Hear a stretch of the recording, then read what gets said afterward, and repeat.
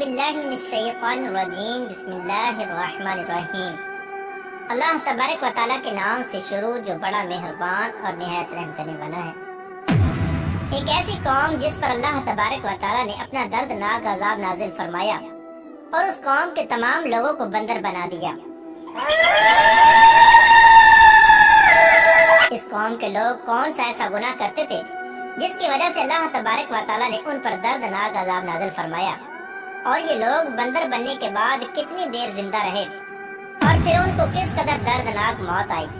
جب یہ لوگ بندر بن گئے تو یہ لوگ اپنے عزیز و اقارب کو دیکھ کر ان سے کیا کہتے تھے، اور کیا آج کے دور میں پائے جانے والے بندر اسی قوم کی نسل میں سے ہیں؟ ان تمام تر سوالات کے جوابات قرآن و حدیث کی روشنی میں آج کی اس ویڈیو میں ہم آپ کو بتائیں گے، لہذا آپ سے گزارش ہے کہ ہماری اس ویڈیو کو اینڈ تک ضرور دیکھیے گا۔ انسانوں کے بندر بننے کی ابتدا حضرت داؤد علیہ السلام کے دور سے ہوئی۔ اس واقعے کا پس منظر کچھ یوں ہے۔ حضرت داؤد علیہ السلام اور ان کی قوم سمندر کے کنارے ایلا نامی گاؤں میں رہتے تھے، اور ان کی تعداد 70,000 کے قریب تھی۔ یہ قوم بڑی ہی خوشحال تھی اور اللہ تبارک و تعالیٰ کی فرما بردار قوم تھی۔ اس قوم کو اللہ تبارک و تعالیٰ نے بے شمار نعمتوں سے نوازا تھا۔ ہر طرف سرسبز و شاداب باغات اور ہر طرف ہریالی ہی ہریالی تھی، اور اللہ تبارک و تعالیٰ کی بے پناہ کرم نوازے تھے۔ یہ لوگ اپنی زندگی میں بہت ہی خوش تھے۔ حضرت داؤد علیہ السلام کی قوم چونکہ سمندر کے کنارے رہتی تھی تو اللہ تبارک و تعالیٰ کا ان پر یہ خاص کرم تھا کہ سمندر کے اس کنارے پر بے پناہ مچھلیاں آتی تھیں جن کا یہ لوگ کاروبار کرتے تھے اور بہت ہی خوشحالی والی زندگی گزارتے تھے۔ جب یہ قوم اللہ تبارک و تعالیٰ کی نعمتوں کی وجہ سے خوشحال ہو گئی تو اللہ تبارک و تعالیٰ کی نافرمانی پر اتر آئی اور طرح طرح کے گناہوں کے اندر مبتلا ہو گئی۔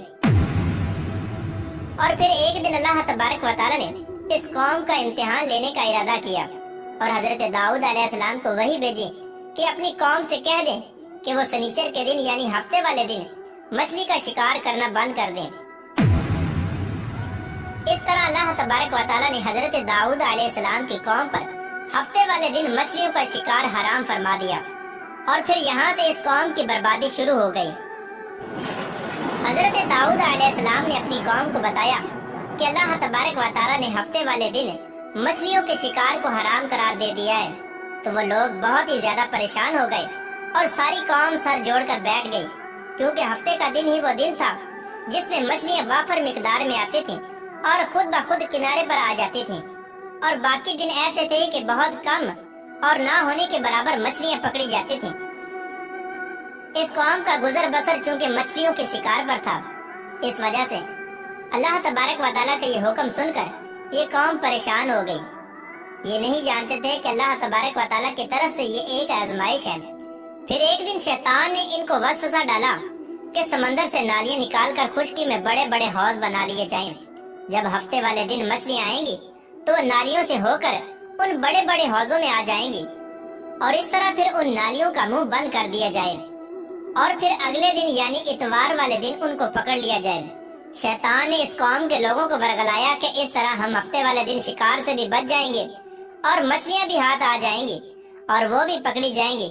بہت سے لوگوں کو یہ ہلا بازی اچھی لگی اور انہوں نے ایسا کرنا شروع کر دیا اور سمندر سے چھوٹی چھوٹی نالیاں نکال کر بڑے بڑے حوضوں میں ڈال دیں، جس کے ذریعے وافر مقدار میں مچھلیاں ان حوضوں میں داخل ہو جاتی۔ اس قوم کے بدبخت لوگوں کو شیطان کا یہ ہیلا بہت پسند آیا، لیکن اس قوم نے یہ نہ سوچا کہ جب مچھلیاں سمندر سے حوض میں آ کر قید ہو گئی تو پھر مچھلیوں کا شکار ہی ہو گیا۔ اس لیے یہ شکار بھی ہفتے والے دن ہی قرار پایا جو اللہ تبارک و تعالیٰ نے حرام قرار دیا تھا۔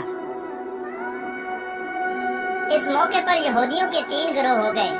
کچھ لوگ ایسے تھے جو شکار کے اس شیطانی ہلے سے منع کرتے تھے اور ناراض و بیزار ہو کر شکار سے باز رہے، اور کچھ لوگ اس کام کو دل سے برا جان کر خاموش رہے، لیکن انہوں نے شکار نہ کیا اور دوسروں کو منع بھی نہ کرتے تھے، بلکہ یہ لوگ منع کرنے والوں سے یہ کہتے تھے کہ تم لوگ ایسی قوم کو نصیحت کرتے ہو جنہیں اللہ تبارک و تعالیٰ ان قریب ہلاک کرنے والا ہے اور ان پر اپنا دردناک عذاب نازل فرمانے والا ہے۔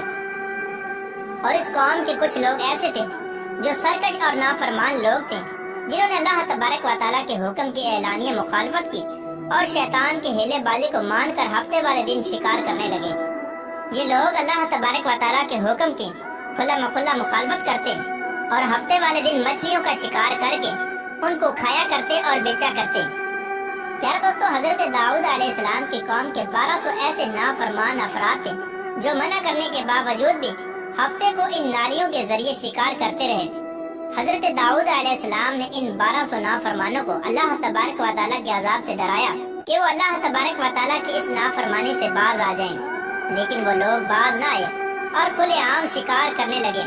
چنانچہ وہ لوگ جو اس بات کو برا جانتے تھے، ان لوگوں نے اپنے اور ان نافرمانوں کے درمیان ایک دیوار کھڑی کر دی، جس کی ایک طرف وہ 1200 نافرمان رہتے تھے اور دوسری طرف وہ لوگ تھے جو شکار سے باز رہے۔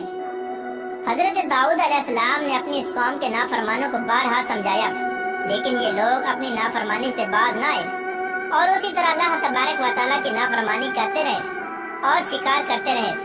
پھر ایک دن حضرت داؤد علیہ السلام نے غضبناک ہو کر شکار کرنے والوں پر لعنت فرما دی۔ اس کا اثر یہ ہوا کہ ایک دن خطا کاروں میں سے کوئی بھی اپنے گھر سے باہر نہ نکلا۔ یہ منظر دیکھ کر کچھ لوگ ان کی دیواروں پر چڑھ گئے تاکہ معلوم ہو سکے کہ وہ لوگ کس حال میں ہیں۔ جب ان لوگوں نے ان نافرمانوں کو دیکھا تو وہ سب کے سب بندر کی صورت میں مسخ ہو چکے تھے۔ اللہ تبارک و تعالیٰ نے ان کی نافرمانی کی وجہ سے ان پر اپنا دردناک عذاب نازل فرمایا اور ان کو انسانوں سے بندر بنا دیا۔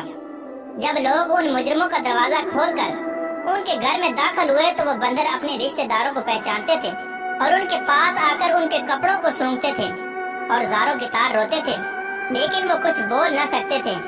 اللہ تبارک و تعالیٰ کے ان نافرمان بندر بن جانے والے لوگوں کی تعداد 12,000 تھی۔ ان 12,000 لوگوں نے اللہ تبارک و تعالیٰ کی نافرمانی کی اور اللہ تبارک و تعالیٰ نے ان کو بندر بنا دیا، جس طرح کہ اللہ تبارک و تعالیٰ سورہ بقرہ میں ارشاد فرماتا ہے، اور بے شک ضرور تمہیں معلوم ہے تم میں کہ وہ جنہوں نے ہفتے میں سرکشی کی تو ہم نے ان سے فرمایا کہ ہو جاؤ بندر دھتکارے ہوئے۔ اس طرح حضرت داؤد علیہ السلام کی قوم کے 12,000 نافرمان بندر بن گئے۔ یہ لوگ 3 دن تک زندہ رہے اور اس دوران یہ کچھ نہ کھا سکتے تھے اور نہ ہی پی سکتے تھے، بلکہ یوں ہی بھوکے پیاسے سب کے سب ہلاک ہو گئے اور 3 دن کے اندر سب کے سب مارے گئے۔ اور وہ لوگ جو ان نافرمانوں کو اللہ تبارک و تعالیٰ کی اس نافرمانی سے منع کرتے تھے، اللہ تبارک و تعالیٰ نے ان کو اس عذاب سے سلامت رکھا، اور وہ لوگ جو اس شکار کو برا جان کر خاموش رہتے تھے، اللہ تبارک و تعالیٰ نے ان کو بھی اس عذاب سے سلامت رکھا۔ پھر دوستو، بات کرتے ہیں کہ آج کے دور کے بندروں میں سے کیا کوئی بندر ان کی نسل میں سے بھی موجود ہے، یا آج کے دور میں پائے جانے والے بندر انہی بندروں کی نسل میں سے ہیں؟ اس کے متعلق روایات میں آتا ہے کہ حضرت عبداللہ بن مسعود رضی اللہ تعالیٰ عنہ سے روایت ہے کہ حضور پاک صلی اللہ تعالیٰ علیہ وآلہ وسلم سے کسی نے سوال کیا کہ آج کے بندر کیا حضرت داؤد علیہ السلام کی قوم سے ہیں؟ تو حضور نبی کریم رؤوف الرحیم صلی اللہ تعالیٰ علیہ وآلہ وسلم نے ارشاد فرمایا کہ اللہ تبارک و تعالیٰ جس قوم پر عذاب بھیجتا ہے یا ان کی شکلوں کو مسخ کرتا ہے تو یہ عذاب انہی پر ہوتا ہے جن پر وہ عذاب نازل ہوا تھا، اور اس کے بعد اللہ تبارک و تعالیٰ ان لوگوں کو ہلاک کر دیتا ہے اور ان کی آگے نسل نہیں بڑھتی۔ اس لیے یہ بات غلط ہے کہ کچھ لوگ یہ سوچتے ہیں کہ آج کے بندروں میں بھی حضرت داؤد علیہ السلام کی قوم کے بندر بننے والوں کی نسل موجود ہے۔ ایسا کچھ بھی نہیں ہے۔ وہ لوگ صرف اور صرف 3 دن زندہ رہے اور اس کے بعد سب کے سب ہلاک ہو گئے، اور اللہ تبارک و تعالیٰ نے اس قوم کے نافرمانوں کو صفحہ ہستی سے مٹا دیا۔